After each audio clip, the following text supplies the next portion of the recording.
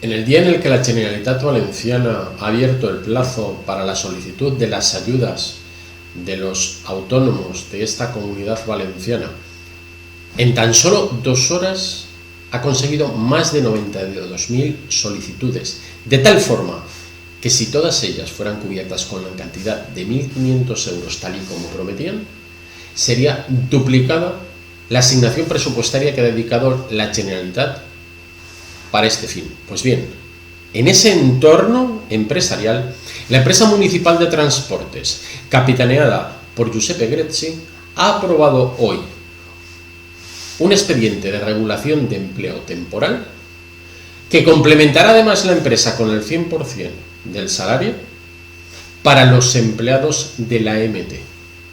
De tal forma que con el objetivo de ahorrarse 5,5 millones de euros, sí, aquella empresa que perdió por la mala gestión de sus actuales dirigentes más de 4 millones de euros en una famosa estafa, pues bien, ahora presenta esa misma compañía que tiene más del 50% de los ingresos asegurados como consecuencia de ser una empresa pública y que los cubre evidentemente el Ayuntamiento de Valencia, presenta un ERTE para intentar ahorrarse 5,5 millones, con la que está lloviendo.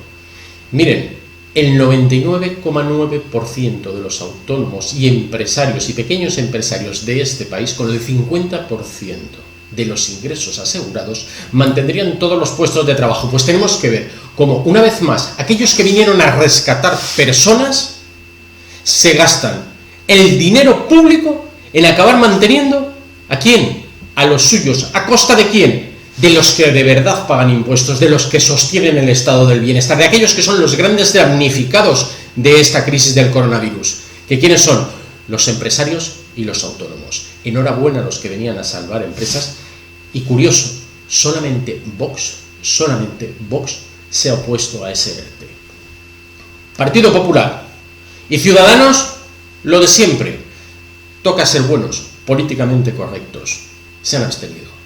El gobierno, junto a sus socios incondicionales, también en sostener la estafa, bien, estos han votado a favor de ese ERTE, que es del todo insolidario e injusto con la ciudadanía que religiosamente paga los impuestos y que ahora necesita el rescate de sus instituciones.